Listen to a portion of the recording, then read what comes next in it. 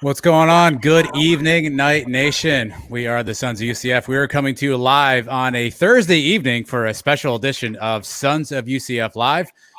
We have a few different things to get into tonight, but one important topic, and we'll spend the bulk of the show talking about Mackenzie Milton. But before we do that, let me introduce the gentleman on screen with me this evening, the other half of the Sons of UCF, Mr. UCF. Mike, how are you?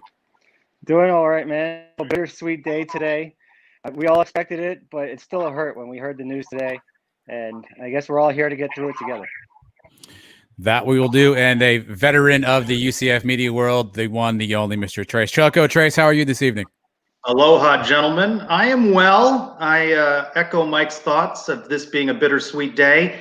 However, it is also a day to reflect very well on Mackenzie Milton's career and legacy at UCF.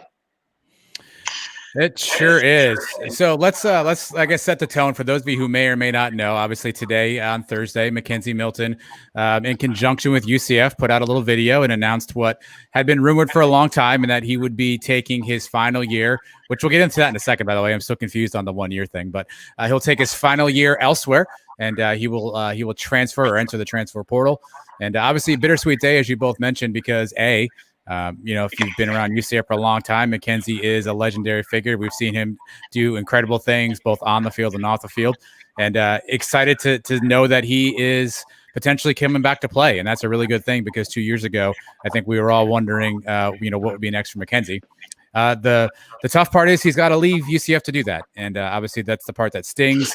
But we are not here to mourn this evening, despite the fact that we're wearing all black somehow.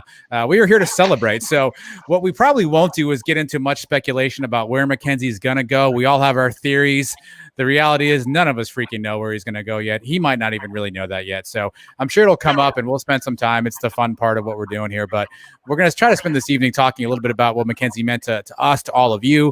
We have a couple special guests stopping by to share their stories of their time with Mackenzie as well. But Mike, I'll open the floor up to you. Like you said, wasn't unexpected news, but your reaction when you saw the video drop and you heard the news officially coming from KZ that he would be leaving. It's something we've been waiting for now, probably going back to last season when Dylan Gabriel came in and started playing really well. And we knew that this decision was going to come. Either Heupel was going to have to make it or Mackenzie was going to make it. I didn't expect it today, that's for sure. I knew in the last couple of weeks it was coming soon. I just didn't know it was today. I opened my phone around, I think it was like 11 o'clock, 11:30, and I saw the news had broke. And it kind of hit me hard. I was like, oh, man, it's actually happening. Even though I knew it was going to happen, it still kind of stung a little bit. It is what it is for the day. I'll get over it, I guess. It's the best decision for him. I knew he was going to do it. So, I mean, I'm going to – I can't say everywhere he goes. I'm going to root for the kid because I love him. And he did so much for UCF in the last few years that I'll be forever grateful to him. Trey, same question to you. The news drops, and your reaction was what? I was listening to Mike's answer there, and I thought a little bit differently in that I'm not sure I anticipated for it for quite as long as Mike did, because I think back to 2 years ago being in Tampa for that Black Friday game. Of course, we would later learn the full extent of the injury on the field against the Cows in that game. And I'm not sure that I thought we would be at this point where he would be so close to coming back, especially when you learned the extent of his injury. And the memory that came back to me today is the opportunity to interview him for the first time at a media day for UCF football. He, a freshman, scrawny kid from Hawaii with a longboard as tall as him, standing in the corner, no members of the media interested in talking to him. Everyone lined up to talk to the starting quarterback, Justin Holman. And then I had opportunity to talk with him. And, he certainly has matured. He's had ups, he's had downs. He's taken UCF to the 2017 national championship and the perseverance to battle back these past 2 seasons from that devastating injury. But still the same down-to-earth kid just talking to you. No air of pretension about him. Just a regular guy leaning up against the wall with his longboard. Hey, man, how are you?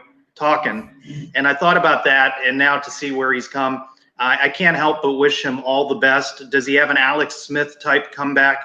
Do we see him hurl the ball around somewhere and succeed? I know that some of the comments on social media today were those of we wanted to see that storybook finish here. We wanted to see him wear the black and gold one more time.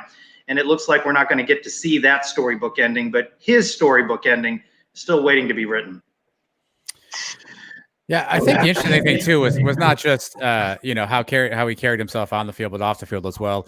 And yeah, he was a man of faith. He was somebody who was not shy about sharing that. He obviously the faith and the energy he took to rehab from his injury. I thought his statement was interesting today too, because the reality was it was a mix of, hey, I want to go chase my dream, but it was also a mix of, this is the best thing to do for everybody else as well. And I think that's what really struck me is, 60% of that wasn't about him. It was about Dylan Gabriel. It was about UCF.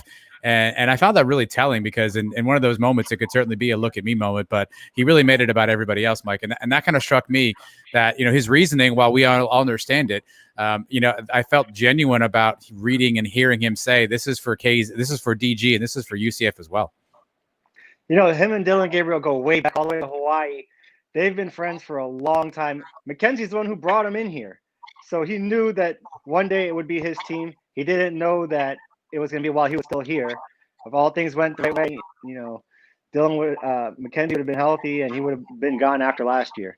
But, he wants what's best for Dylan Gabriel. And Dylan Gabriel, it's his team now. Like we've been talking about the last couple of weeks, the guys that Mackenzie played with while he was here, they're all gone now. So all the guys on the field this past year and the years coming up are all guys that have played with Gabriel, not guys that have played with Mackenzie. Trace, how about you? Were you? I guess probably take it back isn't the right verbiage there. But how did you react to kind of hearing some of the thinking behind his decision and recognizing that he recognized that this was the best thing to do for others, not necessarily just himself? Well, not necessarily just for himself, but he has his own self-interest, his own career goals that he wishes to pursue. But there is a selflessness in his comments and also a realistic approach. How does he wrestle this job away from Dylan Gabriel? How do you bench a guy with 30 touchdowns? Could he possibly win back that job? And what would winning back that job mean? This is not, with no disrespect meant, beating out Quadri Jones for the backup quarterback position. You're trying to unseat a guy who's the Davey O'Brien quarterback, on the quarterback list, a guy who's lit up the scoreboard all season long and who's just really growing into himself as well. And so there is a selflessness to that. I think there's also a reality to it, and he's got goals to pursue. And, we get so emotionally attached to college players, right? They come, they go, they move on. How did we feel when Shaquem Griffin left the program? And now we feel that way. It was going to come at some point. It comes this way. And, we wish him well. I think, you don't want to speculate about where he goes. And we say there are places that we might not want to see him go. But I think we want to see him succeed. Hopefully not in a game against UCF. But I know I'll be rooting for him. I still think he's got more to prove. And, I think we're going to get to see how this plays out over the next month. He enters that transfer portal. And, he says that he wants to be somewhere in January. It's December. We're just a couple of weeks away from a decision and where he's going to be enrolling. But his diploma and his degrees will first and foremost say UCF. Mike, you and I on the show this past week, maybe foolishly now, we did conspiracy theories as to what was happening. And obviously we talked a lot about Coach Heupel. He was featured prominently in the video as well. And, reading between the lines and what you're seeing from some of the comments, it seemed like Heupel fought really hard to have Mackenzie stay, perhaps even proposed some sort of a competition or a timeshare. That was kind of vague, but I think that's the implication there. I was really kind of struck by Heupel's comments, the way he looked on camera, his demeanor. Obviously, we get to see a lot of coach speak out of Heupel and some robotic stuff from him. And you and I ruminated about that last week on the show. How about Heupel's reaction? How about Heupel's comments? What did you make of seeing Josh in that setting? Yeah, he looked like he was getting emotional. They both did. When you saw Mackenzie first come in and sit down, you could tell it was something that was very hard for him to do. Same thing with Heupel. Heupel had, when he came in and took this job, remember going back to the Peach Bowl, and he's sitting up in the booth with Danny White, and he sees Mackenzie make that play, and he turns to White, and he's like, wow. He thought that's the guy who's coming in to coach for the next couple of years, and he had him for the first season, for most of the season. And, he had a relationship with Mackenzie too. I mean, he was playing with him basically, 10 games that year, 11 games that year. So It's not like it's somebody who didn't play for him. He had to have been close to him, and then he's been working with him on the sidelines now for the last 2 years. They definitely have a close bond. You could see that coming through in the video. And, on one end, you think Heupel is maybe relieved he doesn't have to make that decision, but at the same time, he kind of wishes he did have to, because that's the decision a coach wants to have to make, to choose between two great players. And Mackenzie made the decision for him. So, and it seems like he did it a few weeks ago. Yeah, that was interesting too. Mackenzie talking about how he approached Josh Heupel during the bye week in November, which, if you're looking at your calendar, would have to be really early November, because UCF played the last 3 November weekends. Trace, your thoughts on sort of the Heupel angle of this, and how you think Heupel took this news? I was entertained by your conspiracy theories. I was waiting for you to describe the Zapruder film of the squad, the scout team, in order to prove some points there. But that was entertaining. Coach Heupel keeps a guard up with the media that I wish he would let down, because there is certainly a genuineness to him. He's a family man. I don't think that anyone who experienced what he did, the players on the field in Tampa 2 years ago, and we all know how we feel having been in the stands, in the press box, watching from home, listening on the radio. We know how serious that felt to us. And certainly Coach Heupel's privy to even more, the bond that created. So I think some of the conspiracy theories that we don't have any information to, I think we saw a genuineness of emotion. I think KZ was realistic. He battled back from that injury, never knowing how far that progress would come. Just a week or so ago, we saw the ESPN piece where we all seemed to learn a little bit more about the infection that set in, the additional surgeries that were needed. This was all far more serious than we had thought at times. So, it comes to this point where he's going to be in this position to battle back. And, there's not that opportunity. Maybe it's a different situation if UCF's 2-7 and, like the Cows, you can't settle on a starting quarterback. And then maybe there's that opportunity for KZ to come in. I think it's also interesting to think about where the program goes now. If all the good that KZ has brought to DG, mentoring him, serving in some capacities as an assistant coach, perhaps DG has gotten all that he can get from KZ and is now ready to take this program on as his own. Is he now the face of the program? In some ways, Mackenzie Milton has continued to be the face of this program. Now it's Dylan Gabriel's team, and what can he do now with the incredible 2 seasons that he's had in his first 2 years at UCF?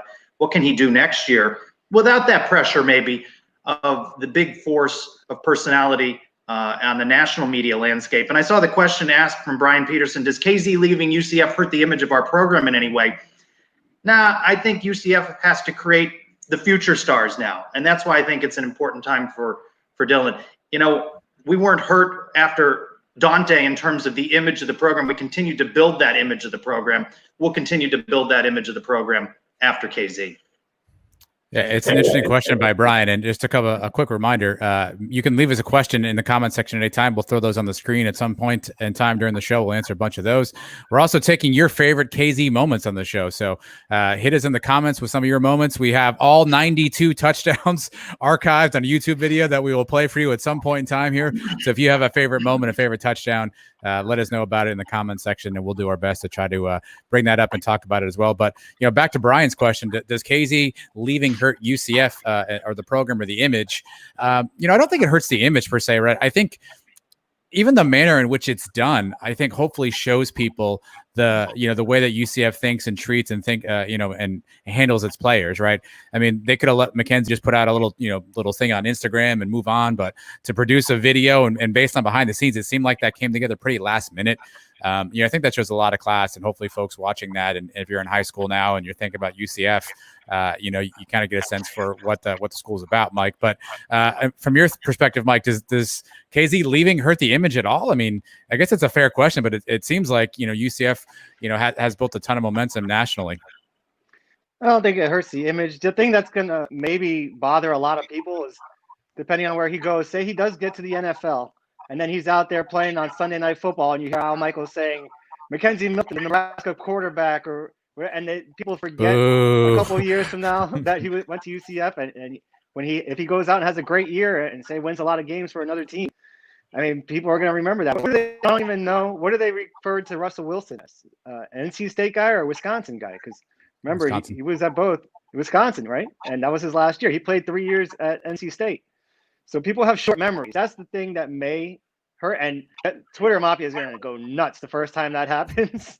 But it will happen at some point, unfortunately.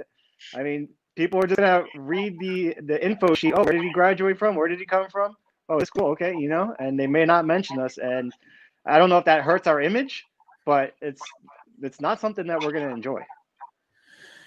Well, look, on the Sons of UCF, we pride ourselves on getting the big guests, and tonight is no exception. We all saw the announcement today that he was leaving, and I think everyone fought to get him on the air tonight, and we were lucky enough to track him down. He's kind enough to give us a few minutes. So let's just bring on the guest of honor. We're here to talk about some of the best moments in his career. And that's Jason Beatty from 247.com, who, first off, Jason, congratulations. I guess Mackenzie tried to one-up you today, but hidden in all that was your announcement that you were going to be leaving to go to SI and cover the Tampa Bay Buccaneers. So first off, on behalf of everybody here at the Sons of UCF and everybody in Night Nation, man, congratulations. Thank you so much. I really appreciate it. Yeah, it was me totally just sliding in the little news dump. It was the perfect timing for me personally. Absolutely. Well, I mean, let's start this. You've been around the program for Mackenzie's entire tenure here at UCF. Look, I don't think it was much of a secret. We all thought maybe this is where this was heading at some point, but it still never prepares you for when it actually happens. Your thoughts or your emotions when you saw that video drop and you saw that, yeah, it was really real. Yeah, I mean, first off, props to that content team. I mean, I know that video had only been done yesterday. It's been something that I produced over the past 24 hours. So I knew that, he was intending to make this announcement at one point, whether it was today or in the coming weeks. I knew it was happening, but like you said, I don't think I was emotionally ready. As someone who came to UCF at the same time Mackenzie did, I've known him since his freshman year. I've gotten to share a lot of special moments, in the realm of being a reporter and also just kind of off the football field for a little bit sometimes. I definitely shed a tear. It's one of those things where, there were a lot of fans saying, oh, he would never do that. And well, it happened. And it was still like, wow, they did a really good job with that video, but it was a weird moment. I think it kind of felt like a dream almost, it was, special player, special person. And for someone who's been along the ride, I'm grateful to cover him. Jason, Adam and I always talk about how Dante was our guy because we went to school at the same time as him. Mackenzie is always going to be your guy. Nobody's going to come along no matter what happens. Nobody's going to be able to replace him. What are you going to miss most about him? Yeah, I think what I'm going to miss most about him is just his confidence. I guess some people, depending on who you are, could say that's his cockiness. I remember just, interviewing him and talking with him on Mondays or Tuesdays before or after games even, and just how confident he always was, regardless of the circumstance. And, he would always give me time to talk with him and really just be really personal as well. Very personal guy. I felt like always would give the time. I mean, I remember at FanFest after the 2017 season, he signed so many posters for fans and wanted to give everyone their time.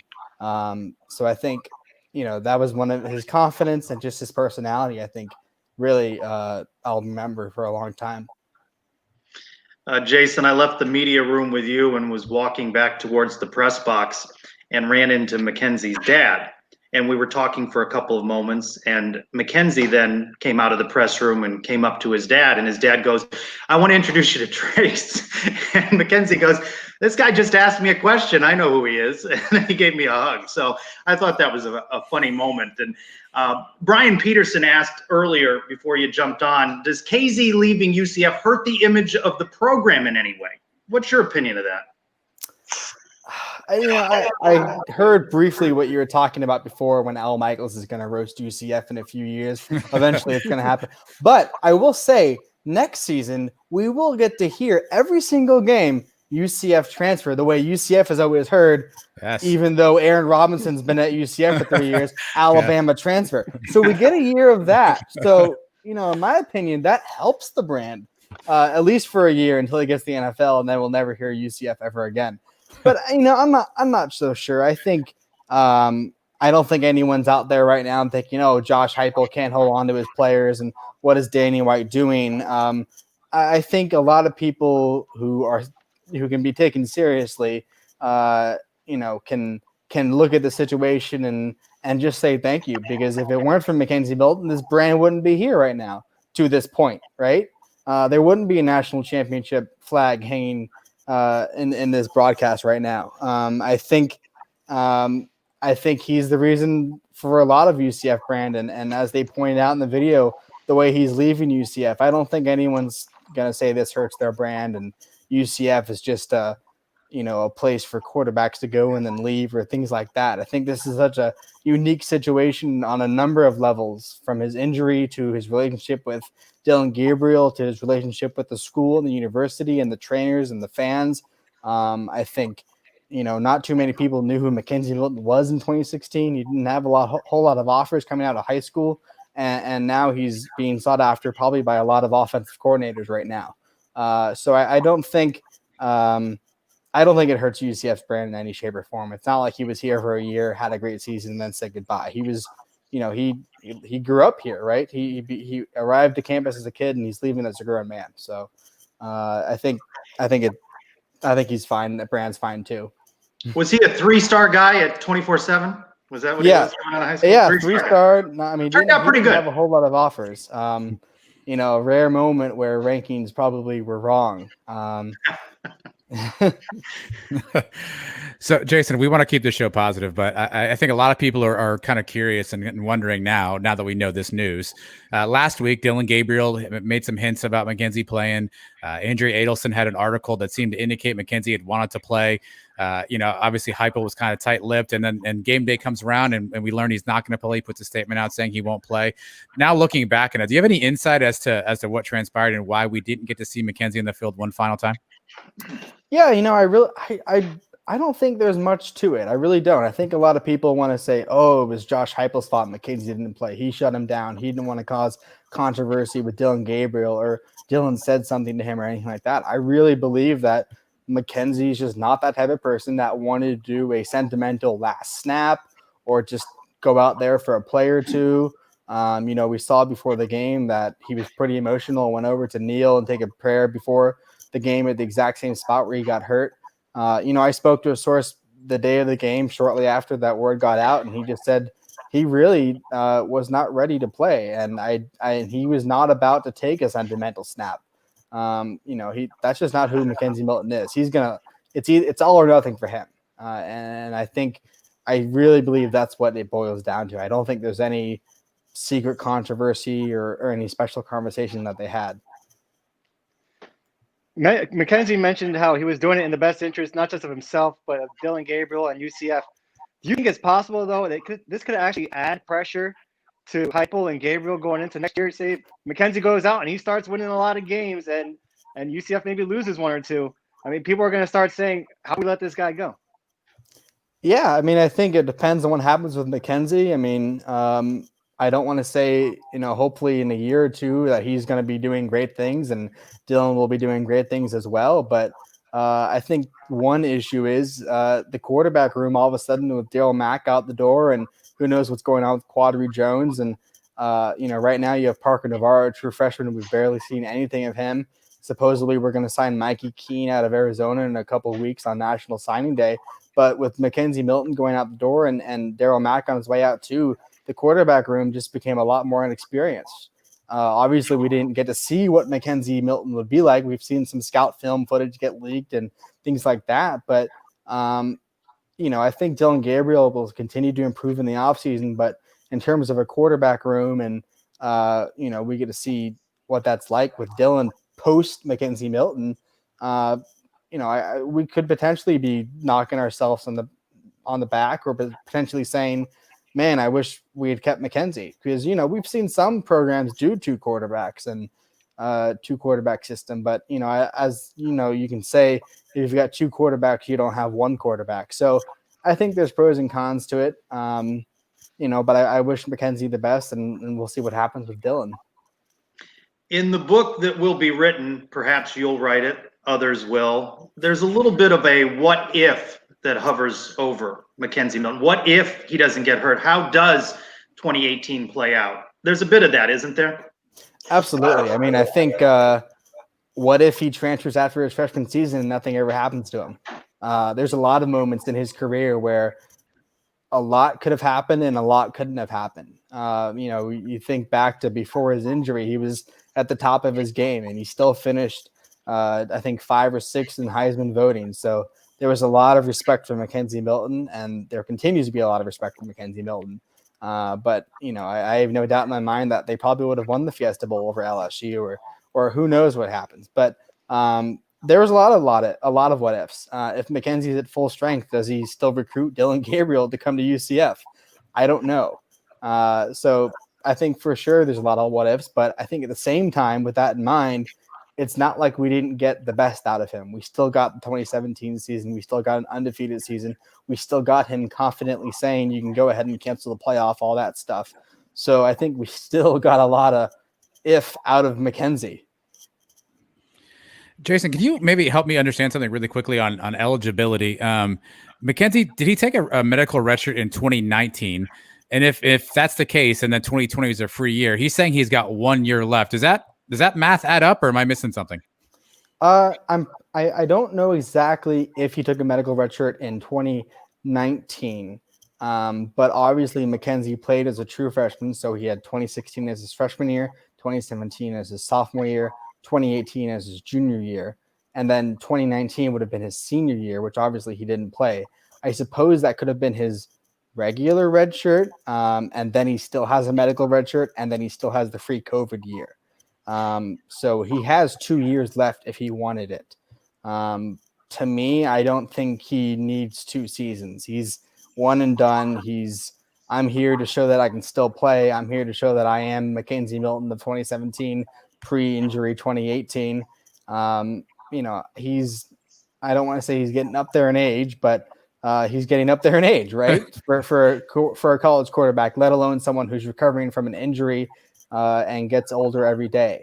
So, whether it's 1 year or 2 years, I'm pretty sure it's 2 years just based on what we know about him. And obviously having this extra year right now, all of a sudden out of the blue, with the coronavirus pandemic, I think he has technically 2 years left, but I don't think he uses 2 of those years. I think it's just 1 year. It's a little different for you. You know him personally. You've grown up with him now in college. Does it change your view at all, depending on where he goes? Are there places you don't want to see him go? I don't care at all. I don't care. I've run into him in Publix. I've run into him on campus during classes. We've had some personal moments. He's helped me with homework before. I've got a lot of fun stories with Mackenzie Milton over the years. It doesn't matter where he goes. I'm going to be rooting for him wherever he lands. So I'm not out there, anywhere but Nebraska or anywhere but Florida Gators or anywhere but this. It doesn't matter to me. Wherever he goes, I just want him to succeed and stay healthy and be happy. That's one of the biggest things. I remember him a couple of summers ago, one of his big sayings was, "Don't let people take your joy away," or something like that. So I hope people don't take his joy away as he goes to wherever he's going. Couldn't help but think of KZ when Matt Lee got flagged so many times in one game, and portions of our fan base had a meltdown that we needed to run Matt Lee out. And I think back to that Citrus Bowl contest, the Cure Bowl, where KZ was booed. And you know who you are if you were there or you were booing from home or in the stands. And now he leaves this program having redefined the program. It goes to show you that you can persevere and come back from some adversity along the way. Absolutely. I mean, look, even in this season, specifically with Matt Lee, he hasn't committed any false starts since then, right? he's been almost perfect since then. You look at Daniel Barsky. I'm sure he's going to bounce back perfectly fine from missing that kick at Memphis. You think of Mackenzie Milton and who he was and how he came here. It's not like he was suddenly coming on the UCF campus was a football god. He wasn't the big man on campus right away. He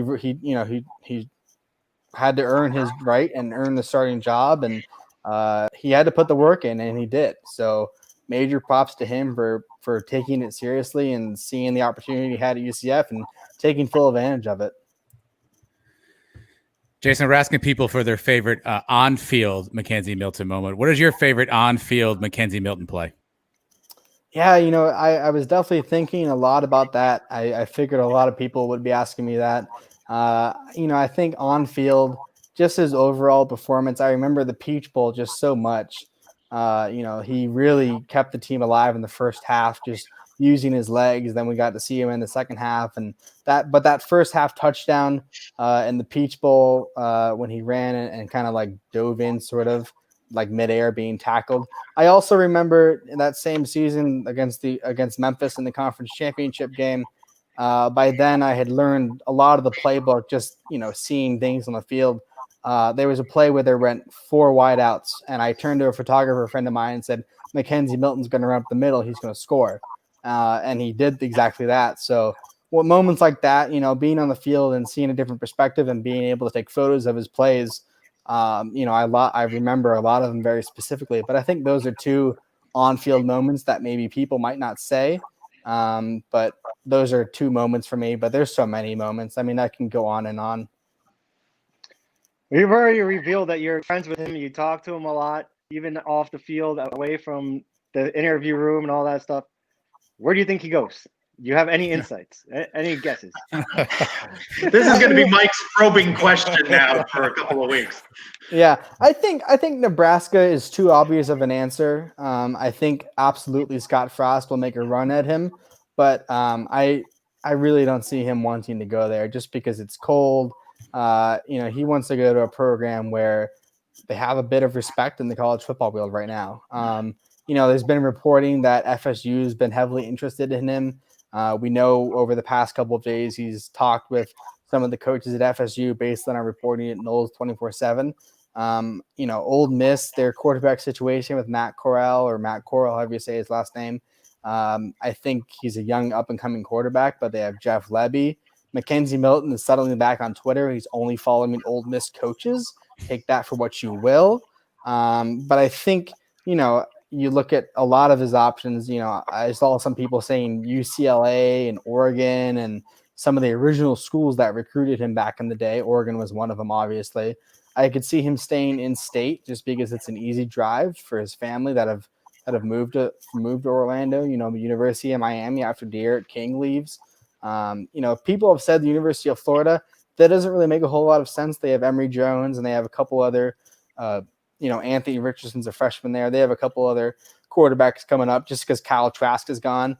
One school that makes some sense potentially, I don't know their exact quarterback situation next season, but I know Arkansas with Felipe Franks is leaving. Yeah. So there's a number of schools right away where you can jump in and start. But if I had to pick one school, man, it's tough. The easy answer is Nebraska, right? I think the more difficult answer is maybe an FSU or a Miami.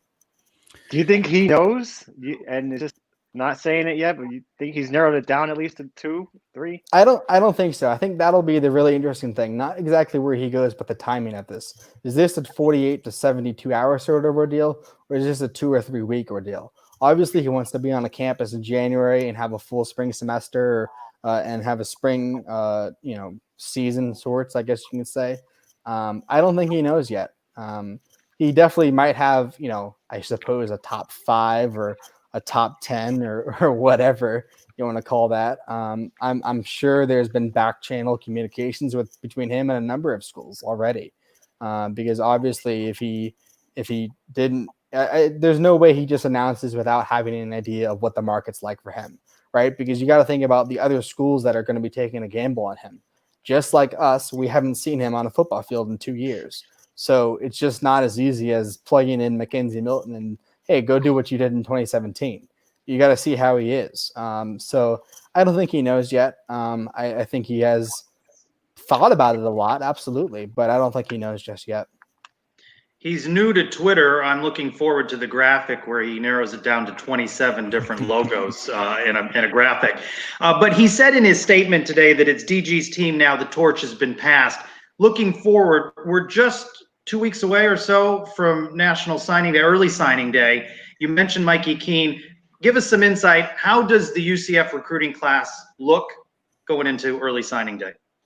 Yeah, I think it looks solid. I think a lot of people are upset with the lack of Florida recruits. I understand that, and I definitely understand why people see that as a red flag. But I think with some players being dismissed, you've seen a little bit more recruiting on the front end of the defensive line recently. Some kids decommitting from other schools, and I think they're trying to close out pretty strong on defense. Mikey Keene, I think the interesting thing is, can they hold on to him over the next 2 weeks?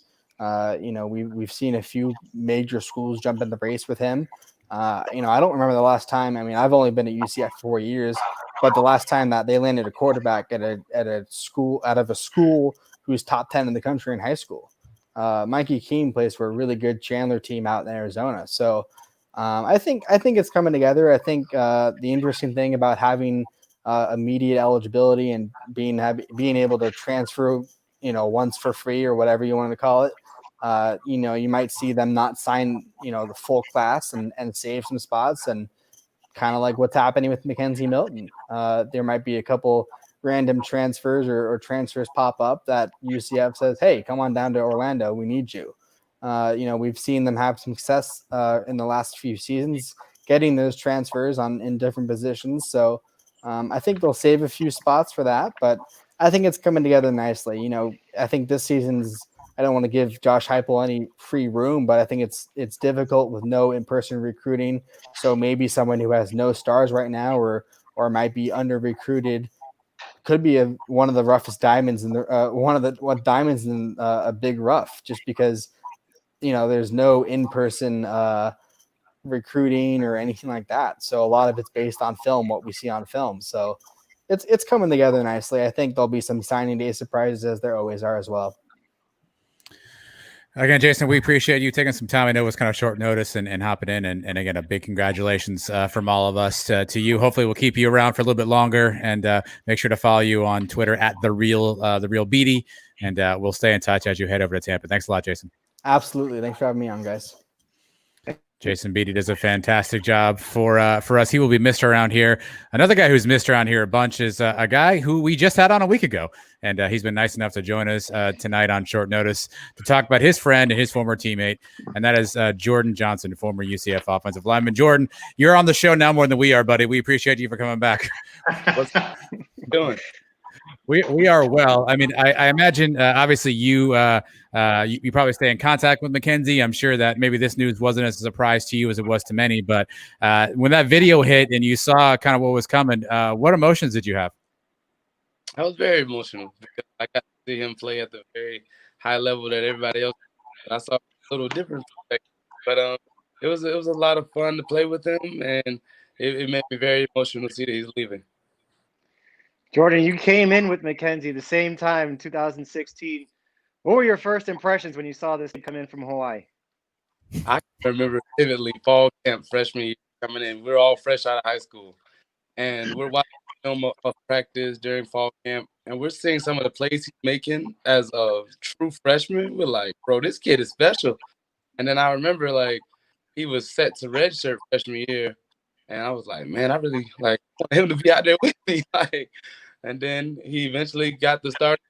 I was very excited. Jordan, you mentioned, of course, you're a teammate, so you saw Mackenzie in ways we as fans or members of the media never see. Tell us about a moment or two, if you could, where you really were inspired by the way he rehabbed and the work that he was putting in behind the scenes to get to a point where he could possibly play again. So I got to say, just because a lot of the times banged up from games and stuff like that, and just being in the training room with him, watching him grinding, like literally not even being able to put pressure on his leg, but they're still trying to force him to like inch out a little bit more, see how far he can go with the flexibility and the strength and stuff like that. And to see him back to 100% is amazing. Jordan, take us in the locker room with Mackenzie. What kind of teammate was he? What kind of leader was he? How was he received amongst the rest of his teammates? AC just has like people are gonna do what he does. Like he has the it factor, like the X factor, whatever you want to say about it, he has it. He makes people want to do what he's doing.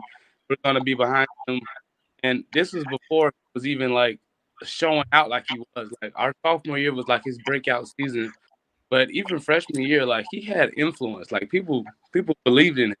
So it was a lot of fun playing with him and trusting the process because he started out a little shaky and then he ended up surprising a lot of people. Most of us only got to see him on Saturdays and then on interviews here and there. What's something most people don't know about him? Something that you would know about him that the regular fan doesn't know? So I actually got the chance to go back to Hawaii with Mackenzie. And Mackenzie has a little Hawaiian accent that he only really brings out when he's around his Hawaii buddies. So like when he's in Florida, he talks like us, but when he goes back to Hawaii, he talks like them, and you can tell the difference. Earlier, we were talking in response to a question about the UCF brand. What do you think KZ has meant to the UCF brand nationally? I mean, you guys are wearing the Lays right now. That just goes to show that like Mackenzie had that much influence to where every fan in the stadium was wearing a Lay to represent him. And it was just amazing how much influence he had, and to see everybody come behind him when he went injured. Like even the other team, they came off their benches and they were taking the knee. Like even our like Arch's rival like had so much respect for him because that was just how much of a good player he was. Jordan, obviously Mackenzie made a lot of plays on the field that caused a lot of fans to be really excited and surprised. Was there ever a play that he made that even as a teammate, you just stopped and like your mouth dropped at what you just saw him do? It's hard to name just one because he had so many of them. I know a lot of times we would have a blown like defensive back called it a blown coverage, but we had a blown play. Like so we let a guy scot free just come right through the A gap or something, like messed up the offensive line play, and then he just made a play anyways. And we're like, bro, sorry, my bad. But he got it, he bailed us out of it. So the 2017 season, we were like fourth or fifth in the nation in sacks, like giving up. And don't get me wrong, we played good, but like he was the reason why we was giving up some of the little sacks. He was eluding people when we let him through. What's your favorite story off the field? I know you said that he's got that accent, but what about around campus? You guys have any good times? Where was your favorite place to hang out? Just everywhere. I just miss UCF, and I miss being on campus with all of my brothers, including Mackenzie. But me and Mackenzie have a lot of memories, a whole lot, and a lot of them are off the football field. And you said at UCF, but my most fondest memories from Mackenzie is going back to Hawaii with him and spending however long we spent, and it was a great experience. Of course, the memories were difficult on Black Friday 2 years ago, and we didn't know what the future looked like for Mackenzie, and we see where he is now. What do you think the future holds for him? Mackenzie's a baller, and at the end of the day, he's a God-fearing man. He's a good person, and good things happen to good people. And he stayed prayed up throughout this whole situation. So I wholeheartedly believe that God got him, not only on the football field, but in life. Whether he goes on to have a 15-year-long NFL career as a starting quarterback for whichever team he decides he wants to go to, or if that doesn't end up being his fate, like I feel like Mackenzie is always going to be good. He's set for life for sure. Jordan, one of the things that struck me about Mackenzie's video today was how much he really cares about Dylan Gabriel, and a lot is made about their relationship. Obviously, we know they came from the same high school. You got to see those guys interact a ton. What can you tell us about that relationship? How special is it, and how much were those two together in your time when you saw them around UCF? It was great because I got to see their friendship grow and like mature. Because like I said, I visited Hawaii. I went back to their high school, and I got the opportunity to see how they grew up, how they were raised. And then, like, when Dylan first came on campus, I was there on his official visit. I went to the restaurant with him, and Mackenzie was all there, and we were all, like, embracing him with open arms, and got to tour UCF with him to show him around and stuff like that. So it was great being a part of that, and then seeing how they became, like, legit brothers when Mackenzie went down and Dylan stepped in, and Dylan was basically a mentee to Mackenzie because Mackenzie is such a giving person that he became a mentor to him. Jordan, do you think Mackenzie will be a coach one day? Do you think he has that in him? Oh, he definitely has it in him. It's whether or not he wants to or not, because he could easily go coach somewhere and be really successful as a coach. It's just a matter of if he wants to or not. Have you been in contact with him the last few weeks? I don't think it came as a surprise to anybody today, but we all found out today. When did you find out for sure that he was going to be transferring? I found out today, for sure. Yeah. I didn't know beforehand. I would be lying if I said that I knew. I definitely had my guesses, but I had no idea. I think we'd have been a little upset if you say you knew Friday when you were with us on the show. You didn't say anything. So that's a good thing. So, Duval County is not too far from UCF. You've made that flight to Hawaii, so you know how long a trip that is. That also speaks to the family nature of UCF, that first Mackenzie, then Dylan, others have felt a connection to Central Florida and the UCF program, that whole Ohana concept, that family. You mentioned the flowered leis.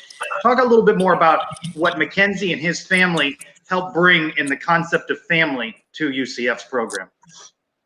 When they say family and Ohana and stuff like that in Hawaii, like, they mean it. Like, it's deep.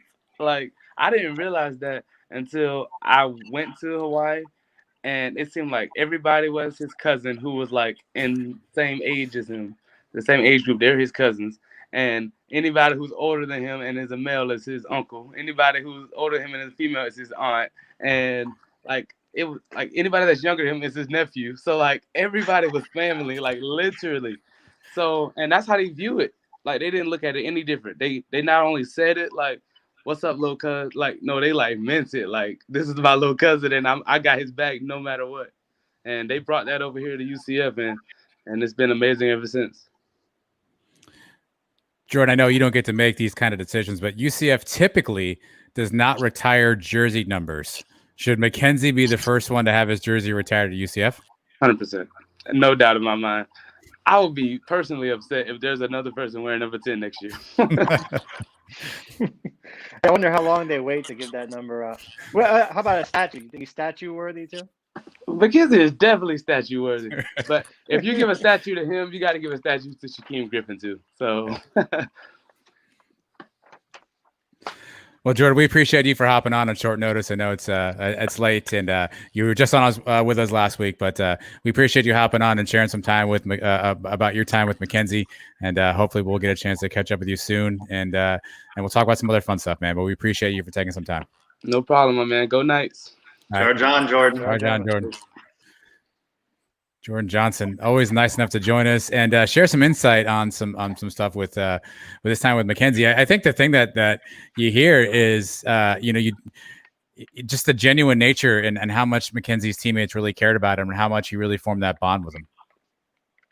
Yeah, and we've seen on social media today this Mount Rushmore question. Any doubt in your mind, Mackenzie Milton, in terms of UCF athletics, not just UCF football, but UCF athletic program, is etched as one of the four faces on that UCF Mount Rushmore? Yeah, I don't have any doubt. Yeah, I know it feels like recency bias, right? Asking this on this day, but I mean, you think about what he did for the program, what he's meant, both on the field, off the field. I think you'd be hard pressed to find a person that has had as much impact as Mackenzie's had. I've said it 1,000 times on our show. I think he's the greatest player we've ever had. Even though Adam and I are Dante guys, if you talk about just football, it's Dante, it's Kevin Smith, it's Mackenzie, and Blake Bortles probably as your four. The only knock I always have though on Kevin Smith and Blake is they left a year early, and not that I blame them for it. They were going to the NFL and they did what was right for them, just like Mackenzie's doing what's right for him. But 10 years from now, 15 years from now, do we look back on it and say, yeah, but he played 1 year with the Gators or he played 1 year in Nebraska? Does that change how people look at him? It might. I think it might, if you want to be honest about it. I know, Adam, you haven't wanted to speculate on this quite nearly as much as Mike has. Do we think that this is a Power 5 or Mike Oresco's Power 6 name? Couldn't he succeed even at another American school? Does it necessarily matter where he goes? I mentioned a place like Hawaii. Couldn't he light up the scoreboard in a place like Hawaii? Aren't they just looking now to see how he cuts and how he moves rather than he necessarily wing the ball around and win like he did while he was a Knight? Hey, look, I would think so. I said on the show a few weeks ago, I think the best story would be for him to go back to Hawaii, right? We just heard Jordan tell us about what he means to Hawaii and what Hawaii means to him. So I think that'd be a cool story for him to go back and play in front of his friends and family and have that one last year. I think ultimately, yes, on face value, you're right. Just having the ability to get back on the field and play competitive football again, the scouts will find him, right? Scouts find people everywhere. Every year, guys get drafted from schools that you and I have never heard of, schools that we didn't know had football programs. So if he's playing anywhere and he's playing well with the name he has, he'll be discovered. So no, I don't think he needs to go to one of these Power 5 schools. Now, in his own mind, does he say to himself, hey, if I'm going to do this, I'm going to do this at the top level that I can. I'm going to go to the the highest levels possible to prove what I can do? Maybe, but I don't necessarily think he has to do that. I think scouts will find him wherever he goes, A, because of his name, and B, if he's good enough, trust me, NFL scouts get paid for a living. They know what they're doing. Well, this is high risk, high reward, isn't it? I mean, we really don't know what we have, as Jason was talking about, as you've speculated. We don't really know what he is capable of doing. And if a team is going to allot a spot for him, and the goal being on his part that he wants to compete for a starting quarterback position, assuming he has 1 year in which to prove himself, that's a lot of risk for, an Ole Miss, Lane Kiffin, to offer him a spot. So, where can he go that he has a legitimate shot? He doesn't want to be handed anything like he's talked about. He doesn't want to take that ceremonial snap. That's not who he is. That's not what he wants to do. He wants to go in and compete for a starting position. And he knew that he wasn't, with his skill set now, going to unseat Dylan Gabriel. It was a question asked in the chat earlier that we didn't talk about was, would there have been some divisiveness? That's an interesting thought too. What would that quarterback battle have looked like? I mean, one was going to win, one was going to lose, right? What kind of controversy would that have created in the locker room? So there's more to the selflessness there, but in his own self-interest, he wants to go somewhere, right, where he has a legitimate shot. Does he want to be the scout team quarterback at Ole Miss? No, he does not, right? So what can he prove somewhere? That's why I know the easy answer is to say that he goes to a power conference, but if he could go into a place, even if it's American-esque school, and be the starting quarterback, I think that's all he needs to prove.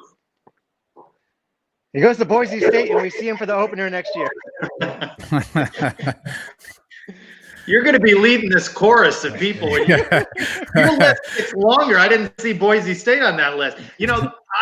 I supported what I saw online today, that I'm going to support him wherever he goes. And then I stepped back and I thought about that, and I went, yeah, Black Friday next year in Orlando, and he's wearing puke. I don't. That's hard. That's hard. I think one of the things that was interesting that he put out there is obviously he's got some criteria. He listed some of it publicly. He talked about an offensive line, which I thought was interesting, that he's really thinking ahead about where he can play well. He's thinking about a team that can win. But let's not forget, the medical staff may be just as important wherever he goes. I mean, obviously coming off a major injury, being able to have sound medical professional advice, and not that most colleges don't have that, but that could be another factor that he thinks about, is where can he go and continue to get, quality care and make sure that he can take care of himself. And we'll see what that is. Again, Jason referenced the Twitter rumors today about Florida State have been out there. There's a whole bunch of schools being kind of bandied about, but we'll kind of see what that looks like. But we got a bunch of questions that have come through the chat here, so let me try to get through some of these here pretty quickly. Some people also telling us their favorite memories. Our good friends Jan and Britt mentioned the Memphis flip touchdown. I believe that'd be the 2018 season as one of their favorite memories. Does that hold up for you guys? It's a great one. I mean, we saw the video. We haven't played it yet, but there's 92 of those touchdowns to play. That's got to be top 10 for sure, maybe top 5. I don't know if it's is that his iconic play? Is that his play? Is that the play you show? You got only one of the 92 to show. Is that the one you show that's most associated with his tenure? I go the scramble against Auburn to free himself up for the Snelson touchdown in the back of the end zone. Because this is going to be what ESPN shows when they're rolling out that he's coming out to play, right? Yep. We're going to get the benefit of that. I go back to Brian's question about the brand. Every message board for every school in the country has a Mackenzie Milton thread today. And there were more than 8,000 views on the Nebraska message board about Mackenzie. All 129 other schools are talking about wanting to have him. I think that's a good thing for the UCF brand. Going back to plays, one of my favorite ones is one that he didn't even score. The touchdown that he flipped to Killins against the Cows when he ran the option. That was a beautiful play. He ran the option better than anybody we've ever seen. Let's see here. Going through the chat. Here's Brian. The Peach Bowl ceremony where KZ said cancel the playoffs now. I think that's the other, still shot. The B-roll you'll see, Trace, probably is him on stage at the Peach Bowl holding the Peach Bowl trophy. They may not play the sound clip, but that's obviously a legendary sound clip in UCF history. Yeah, when you watch that clip, and it's in the video that UCF released Thursday morning, isolate your eyes one view on Mike Oresco's reaction when he says it in the background. Jason B talked about his confidence. He wasn't afraid to come out and say things like that. And the next season, he talked about Notre Dame, how he thought we were better than them. We had compared the game against Pittsburgh when we destroyed Pittsburgh and Notre Dame struggled. He came out and he was a big ambassador for UCF and saying things like that. Is there any doubt in your mind that if he's healthy, UCF beats LSU? No. We easily. No. I say easily, but we definitely win that game. We lost by 8 points with a kid that, Daryl Mack played 2 games in his career coming into that game. It was obviously rattled early in that game. I think Mackenzie comes in, and with the lead that we took 14-3, we may even blow them out.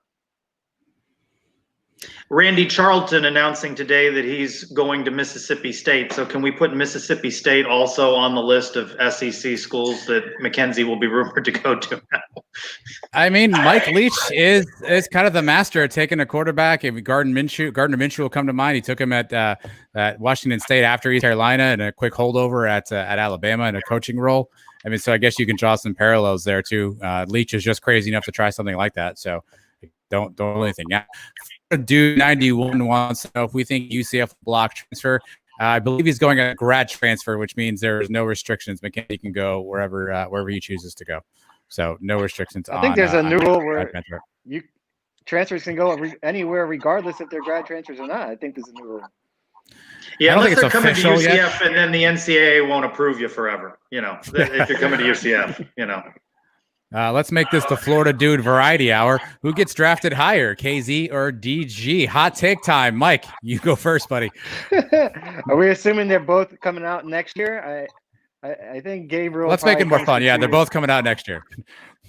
Oh, man. Well, it's impossible to answer that question without seeing how next year plays out. How does Mackenzie recover from the injury? What kind of seasons they have? You're talking about 100% Mackenzie Milton coming off 2017-18 or 100% Dylan Gabriel. Right now, you have to say Mackenzie Milton is the higher draft pick. But, there's so much football yet to be played, so many questions still to be answered. I'll pass on it for now. I don't have an answer. Wow. That's a wimpy way out. Jeez. This may be controversial. I'm not sure either of them get drafted. I I'm don't not have any sure. music to play here to designate the hot take, Trace. I apologize. Or did you want to hear the You want that one? I'm not sure either of them get drafted. As Mike said, there's just so many. You know, do we get the Mackenzie Milton that we know, or do we get Teddy Bridgewater? You know, is he limited in what he can do? No. You know, I give Teddy Bridgewater credit for coming back, but he's not the same quarterback that he was. So, you know, who do you get? It's a tough comparison, though. I mean, Teddy Bridgewater is an NFL starter again, right? I mean, I think, yeah, I think it remains to be seen. That's obviously the unknown with Mackenzie right now, and that's got to be what's interesting for the coaches who are considering him. What do you guys think that process looks like, right? Obviously, if you're Mike Norvell, you know, if you're Mike Leach, if you're Lane Kiffin, you pop in the tape and you watch 2017, 2018 KZ, and your mouth hits the floor, and you're like, I can get this kid? And you're signing up all day. But then a coach taps you on the shoulder and goes, hey, coach, by the way, he's come off a major injury. Here's some practice film.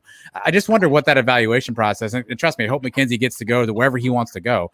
But, I mean, whatever school is looking at him, I mean, there's got to be an interesting evaluation process along the way, don't you think? Definitely. I think Mike Norvell, boy, he has some experience playing against KZ, so he knows what to expect from him. Yeah, not only do they not know what they're getting, and you've got to think that UCF, you're talking about what his medical file, I imagine his medical file is a mile high. You know, one school that came to mind when you were talking about a strength of the medical team, I believe it's Boston College is the only school that's had no COVID reported disruptions, that they've kept their entire team safe, or at least that they have publicly responded. They've got to look at what they have, and you know, to FSU, what kind of line? He's not going to want to go somewhere where he's going to get pummeled, right? So can he? How do they evaluate? I just don't know. He's going to be sought after for what he did, with some hope. It's going to be high risk, high reward with him, and he's got to go to a position where if it doesn't work out, they're not decimated. So he's got to go somewhere where he can compete and where they reasonably think if this kid is anywhere close to what he was in 17 and 18, he could beat out our guy. You know, they're not bringing him in to be the third quarterback, and he's not going there to be the third quarterback. So it's got to be a competitive position. And well, you know, schools that have decimated O-lines generally have a lot of other problems too. So is he going in someplace that he has a chance of winning a job and being on a good team? I'm not sure there are that many teams that qualify. Mike, here's a question for you from Charlie, whose last name I cannot pronounce. How long do you think KZ will be the benchmark for judging QBs at UCF? Until Dylan Gabriel passes him in every category, which he probably will do. I was looking at the stats for Mackenzie today. He's third in a lot of them. He probably would have been first. You know, Schneider was on pace to break all Dante's records, and he couldn't finish out his last year. And Mackenzie was on pace to break both of their records, and now he's a year and a half. But Gabriel's on pace to break all of them. Gabriel right now, I think, is 1,000 yards short of where Mackenzie left off. Only 12 touchdowns behind him, something like that. He can pass him in the first month of next season, and then Gabriel becomes the standard. The thing that Gabriel has to do is win the big games. That's what sets him apart. So if Gabriel wins the big games and breaks all the records, then he's the new standard.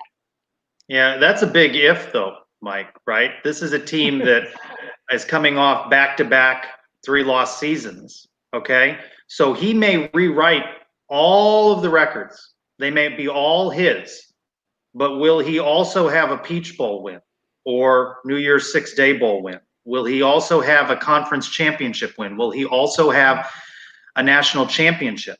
And in the previous question about who gets drafted higher, when you talk about 1 year left, boy, that kind of hit me, that we might just have 1 year left of Dylan Gabriel.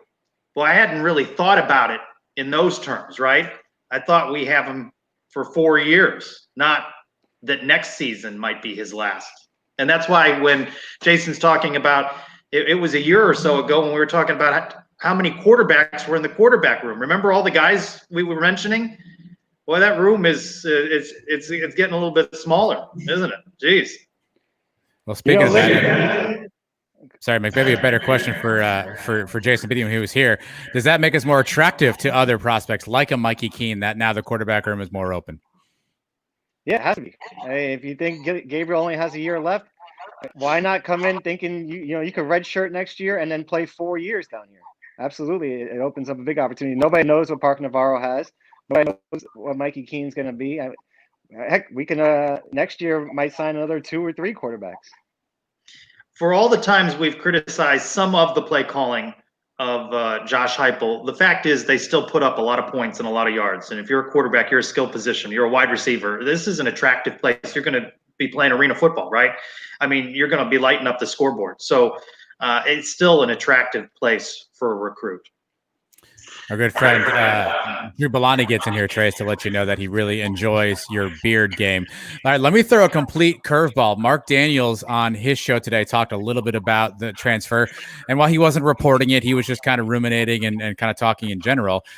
Is there any chance either of you think that McKenzie stays? Yeah, I was going to ask you guys that too. Does he pull a Quadri Jones, go somewhere, and then change his mind and come back? I don't think so. I'd love for that to be the case. I hope he does, but there's no way. I think his mind has been made up for weeks now, if not more. Maybe since before the season started, he knew what was going to do. So I think he's gone, unfortunately. I'd love to see him change his mind, but I don't think it's happening. Yeah, I think it depends on who pursues him and what the opportunity is. That's why I left open, if he finds that the opportunities at a power program aren't there, but that he could go to a Boise State or a Marshall or a Florida Atlantic and really prove that he's still got it, that he's regained his mojo, I could see that. No, I don't see him. If his goal, if he's gotten himself back by the time this matters, and remember, we're just a couple of weeks away, so he's got in his mind where he wants to go. He's analyzed this, right? No disrespect, but he's probably not going to Kent State. So, the list of schools that he wants to go to is probably Breaking news. No, yeah, I'm going to go out on a limb there that he's not going to Kent State for Tuesday night action. Okay, so I think that he sees that he still wants to play. I mean, he's talking about playing professionally. He's got to get back and prove it. I think that I don't rule out that he takes an opportunity at what some would consider a lesser school that will, whoever gets him is coming into a bonanza of publicity, right? You talk about brand. Boy, that brand is going to go up for wherever he lands next. And it's just about proving himself. Just getting out there, competing for that starting position and showing people what he can do if that goal is to play professionally. And if that weren't to happen, I'd say he'd end up going into the coaching circles. If he said right now that he wanted to be a grad assistant, I think it ups the ante that Nebraska is in the mix there, right? Because Scott Frost to give him something to do. The bond they have. And, for all the Frost bashers, remember, we were talking about McKenzie recruits DG. Again, if not for Frost, right, coming here and luring McKenzie from Hawaii, possibly to Oregon, all the way to Orlando, then we don't get DG. So all of those things become very powerful when you think about the brand and about what Scott Frost helped build upon that George O'Leary created. So, we're talking, I love Brian's question. I keep coming back to Brian's question. I think that, it's about back-to-back 3-loss seasons now and what UCF does in 2021. And I think that's where all of our focus is going to be soon. We wish McKenzie well. We're going to follow with bated breath what he does the next couple of weeks. But I'm ready to see what they do on early signing day. And I'm looking forward to what they do in 2021. The only thing that's keeping me saying he's not going to go to Nebraska would be the weather. I don't know if he wants to go to a cold weather place. The kid's from Hawaii. He's been in Florida now for the last 4 years. How is his knee going to react to being in cold weather like that every week? I mean, if I was him, that would be the only thing stopping me. His relationship with Frost. It wouldn't surprise me if he goes there. But, I mean, I can't see him going to a cold weather city.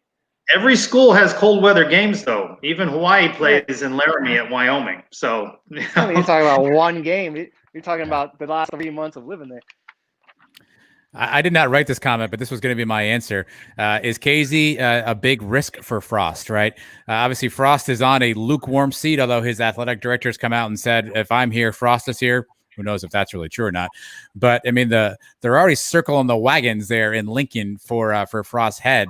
If he brings in quote unquote his guy, and they throw another 3-4 win season out there, I guess for me, that's what I don't want to see from Mackenzie. I don't want to see him go through something like that. I want him to go to a situation that's stable, that's good, that has infrastructure in place, that he can at least go and contribute. A Nebraska, a Florida State, schools that are kind of, trying to rebuild something. I personally don't want to see him a part of that. I don't get to choose, and I'll be happy for him if he's happy, but I don't want to see him a part of a rebuilding process and see him have to struggle. If I have to see him play, I want to see him lighten it up, right? As much as it is going to maybe pain us to see him lighting it up, and he's not doing it in black and gold. I want to see him lighten it up. I want to see quasi 2017, 2018 Mackenzie. I don't want to see Mackenzie struggle and suffer on a bad team and not be the guy that I remember him being. Well, we're talking a lot about where we don't want to see him go. So what does that mean to you? Where do you want to see him go? Yeah, again, I'd love Hawaii. I think Hawaii would be just a fantastic you want to story. 5,000 miles away. That's where he lives. I mean, he's from there, right? I think that would just be such a cool story for him to go back home. Again, Jordan talked a lot about how close he is with some of those folks there. We know how much Hawaii means to him. He takes every opportunity to make sure he reps his home state. I think it would be a cool story to kind of have him come full circle, go back home. We've seen the different quarterbacks come out of Hawaii, and we know how much guys like him and Dylan Gabriel and Tua mean to the islands. I think it'd be a cool story personally. I don't know if it's the best football decision. I don't know much about their program. I think they have I think Todd Graham is their head coach, who's formerly of Arizona State. So I think they have a more up-tempo offense. I don't know their quarterback depth chart off the top of my head, but I think that'd be a cool story personally. And you just pointed out something. It's got to be an offense that fits him, right? Yeah. I think they have artificial turf surface in Hawaii. If he goes there, he needs to say, you guys need to put some grass in Aloha Stadium. You need to put some grass in there. Somewhere on the West Coast wouldn't bother me, like UCLA. Chip Kelly's still there, right? So run an offense like that. Or today. I don't know.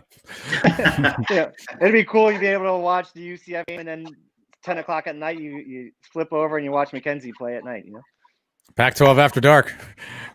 Sometimes UCF games go all the way up till midnight, it feels like. So it would just slide right in there. Jan says no Nebraska. I'm with you on that one, Jan. That's just a storybook that if it works out, to your point, Adam, it's not a storybook for anybody if it doesn't work out.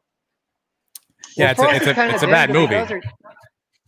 What happens if he goes there, has a great year with Frost, and then Frost has to prove himself all over again? Otherwise, he's known as only winning with Mackenzie Milton.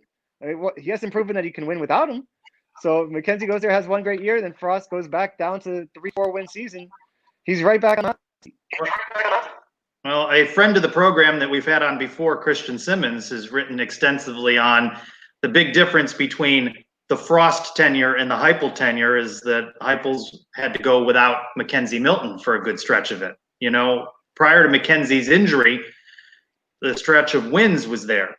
7 losses since then. Maybe he's just a generational talent. Maybe that's an unfair expectation to put on DG. Maybe 3 losses is not the end of the world. Maybe this is a big reset for us as fans and as the program. Maybe as the remnants of that Frost tenure, and Mackenzie's a big part of that, maybe it creates some air there, some breathe that allows DG to flourish. Again, not that Mackenzie was hovering over him in terms of taking his job, but those are pretty big shoes to fill, and now he gets to be his own guy. I think this could be, with the tutoring that he's gotten from Mackenzie, a de facto assistant coach with his skill set and his pedigree and with his success. I think DG's absorbed an awful lot from Mackenzie Milton, and the confidence that he's had exhibited over this past season. I think it could be a really big, think about that, 30 touchdowns and 4 interceptions, to say it could be a really big year. It might not even have to be as big a year statistically if DG can help Coach Heupel win close games. Chris Marazzo has an interesting one that we've seen a lot is the Miami Hurricanes, particularly if De'Aaron King goes pro. Anybody averse to him putting on the green and orange in Miami, Mike? I mean, this is just me being selfish at teams I don't like. I personally don't want him to go to teams I don't like. So I'd be against it. Yeah, I would have to root. I can't root for the Hurricanes. I can't root for the Gators. I can't root for Florida State. But does it say anything to you that the same schools that got on Twitter and came after us after we, quote unquote, declared a national championship and, we had a trash program, we didn't play anybody and blah, blah, blah, blah. Those same schools now, potentially their fans are begging for our quarterback, right? Doesn't that give you a little bit of satisfaction? Not really. What happens if he goes there? What happens if he goes there and wins the Heisman for that school, or gets to the playoff, and then they're saying, oh yeah, look where we took him, look what we did for him. He couldn't do that at UCF. No, I don't want to go there. I was just being honest, and that's my personal feelings. So I keep reading between the lines that you wish Mackenzie Milton the best, but only at certain places which you haven't defined. No one that you don't like. You don't really want him to win a Heisman. Certainly not a national championship. You don't want him to make Scott Frost look good again. There's a lot, but you want the best for him. That's good. That's important. Look, if your wife leaves you, you want her to, wow. kind of be out. You don't want her to leave you for some guy that's way better than you, do you? And then you're watching her go off it. Do you want her to leave you for some guy that's not as good as you? Well, I want her to leave me for somebody that's got money, so she doesn't come back to me for money. but other than that, I don't want them. You know what I'm saying? You know what I'm saying?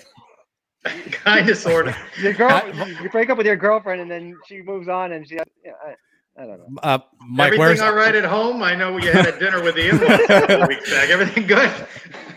Mike, where's Arkansas on the hotness scale for you?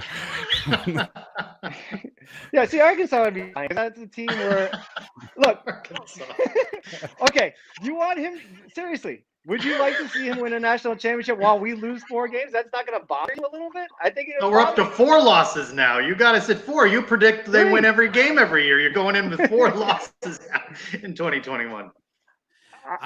Look, I'm a fan first. I don't know. I love Mackenzie. I hope that I want to see him with the Giants. If he goes to the Giants, I don't care where he goes for college. I will co-sign you. There are 2 places, Mike. I will play the honesty card as well. Do I want to see him win a national championship? There are 2 schools I do not want to see him hosting a trophy for: the Cows of West Central Florida and Nebraska. That's just me. The only 2 schools. Every other school he can hoist a trophy for, and I would legitimately be happy for him. Those 2 places for me personally, I just don't want to see it. I have too many Gator cousins and friends. I couldn't handle it. It'd be too much for me. Yeah, I think my only school is the Cows. I don't have any ill will toward Nebraska. So, and think about that story, though. If he were to come back and win a Heisman Trophy, oh my goodness, what a story! Clemson needs a QB. I mean, I feel like they have like 9 5-stars laying around the roster that we don't know about yet. Notre Dame is out there. That's interesting. Ian Book, their quarterback, is I believe this is his last year. Again, I don't know who's in their quarterback room. There is a smidge of a connection there. Obviously, Mackenzie knows Brandon Wimbush, who spent some time at Notre Dame, so there could be some connection there. Notre Dame, maybe. I don't know. That's an option out there. You can't, at a place like Notre Dame, ranked 2nd right now, you can't take a risk on a Mackenzie Milton at a place like Notre Dame, nor Clemson.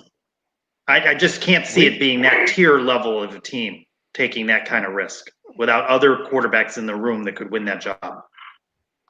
We just took Notre Dame's quarterback, and he couldn't even cut it over here. It's fair. I think Jan has a really good comment here that we probably have glossed over. We're spending a lot of time talking about Mackenzie, rightfully so. But her comment is more just about what you've seen in Dylan Gabriel step in at a young age, fill these shoes that Mackenzie Milton left behind. And not only has he played at a high level, he's been every bit as good as we had hoped he'd be. Obviously fans a little rough on him because of the 6 losses on his tenure there. But I mean, that's a really good point. Dylan has come into an impossible situation, and now we are 2 years later, where he's now the guy, and it's firmly his job in his hands. Perhaps we haven't given him enough credit for all the things he's dealt with in his young career so far. Yeah, that's a fair point, and perhaps easier in that Mackenzie was recovering rather than have graduated and moved on. He was there with him, so as that mentor, it also made it easier for the fan base, especially with the numbers he's putting up. And the 6 losses. How many of those does the fan base assign to him? do they really blame him for the 6 losses? Right, it's the Dan Marino argument. It's like a lot of people will tell you Dan Marino is one of the greatest quarterbacks ever. He never won the big one, but was it his fault? Is it Dylan Gabriel's fault that we lost 50-49 this year, and he drove us down the length of the field and we missed a kick? I mean, he threw for 600 yards that day. He can set all the records and maybe not win the big game and still be considered the greatest, I guess. Well, if he'd thrown for 601, Mike, huh? Okay. Well, he did 601. He threw for a little more yardage, so it wasn't a 40. What was it, 41-yard field goal? And he ran for 50 also in that game. Jen also mentioned the family relationship and the family atmosphere between Mackenzie and Dylan. Obviously, a special relationship. And again, guys, a tough day. Obviously, a day I think we all saw coming. A day that I think some of us potentially knew was on the horizon, but just wanted to kind of block it out like it wasn't going to happen. And the news kind of breaks. Obviously, the timing is interesting, right? Trace, you mentioned, Mackenzie's looking to find a home in January. Looking at my watch now, he's got a couple weeks to make that reality. So obviously we will continue to monitor, everything Mackenzie Milton related. And you can catch up with us on the Sons of UCF podcast if you want to learn more about that. I'm sure it'll be a topic of the show. Who knows if we'll pop on one of these live deals again? Maybe if he announces a school, maybe we'll drag the George O'Leary cutout back out again and throw in these live things together. But we appreciate everyone for hopping on. I know it's kind of late last minute. We felt like everybody needed a safe space to talk UCF, talk Mackenzie Milton. Big thanks to Jason Beatty and Jordan Johnson for hopping on as well. Trace, Mike, big thanks to both of you guys for hopping on it as well. And hopefully we'll get a chance to talk soon. Hopefully this won't be the last time we do one of these live deals, but we appreciate everyone for hopping on tonight. And everybody have a great night. Go Knights. Charge on. Charge on. Mahalo.